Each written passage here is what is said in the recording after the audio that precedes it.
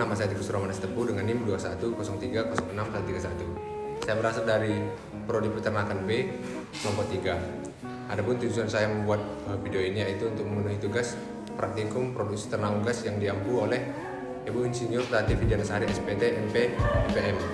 Yang pertama saya akan membahas mengenai organ genitalia bebek betina. Adapun organ genitalia bebek betina terdiri dari yaitu yang pertama ovarium, di mana ovarium merupakan organ genitalia yang menghasilkan ovum atau sel telur yang dibuahi oleh spermatozoa dan akan berkembang sebagai individu baru.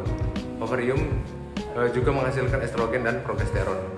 Yang kedua terdapat infundibulum, di mana infundibulum merupakan bagian ujung saluran untuk menangkap sel telur yang diovulasi dari ovarium. Berikutnya terdapat magnum, di mana magnum merupakan bagian terpanjang ovidal. Magnum memiliki sel gobelet yang akan mensekresikan putih telur. Berikutnya terdapat isthmus, di mana isthmus bertugas untuk mensekresikan membran atau serabut telur.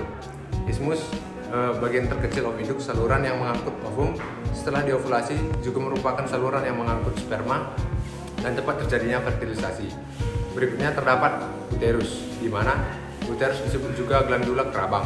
Berikutnya terdapat vagina, di mana vagina merupakan tempat terjadinya ovoposisi dan sekresi kutikula.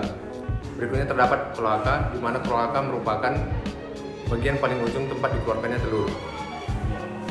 Berikutnya saya akan membahas proses terbentuknya telur. Pada mulanya ovum akan dibentuk atau dimatangkan di dalam ovarium, di mana ovum yang matang akan dilepas oleh ovarium dan ditangkap oleh infundibulum. Kuning telur berada selama 15-30 menit. Pada persimpangan infundibulum dan magnum, jika terdapat spermatozoa akan terjadi pembuahan, maka telur akan menjadi telur fertil.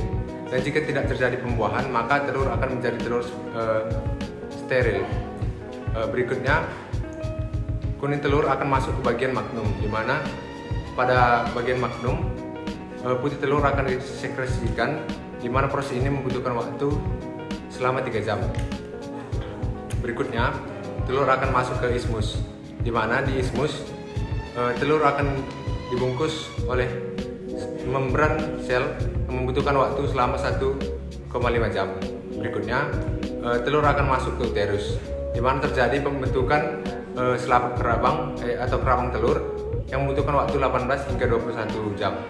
Berikutnya telur yang telah dibungkus kerabang akan masuk ke dalam vagina, di mana pada vagina terjadi ovoposisi dan pelapisan kerabang telur oleh kutikula. Setelah itu telur yang terbungkus kerabang akan keluar melalui kloaka. Proses pembentukan telur membutuhkan waktu 24 hingga 25 jam. Sekian yang dapat saya sampaikan. Terima kasih.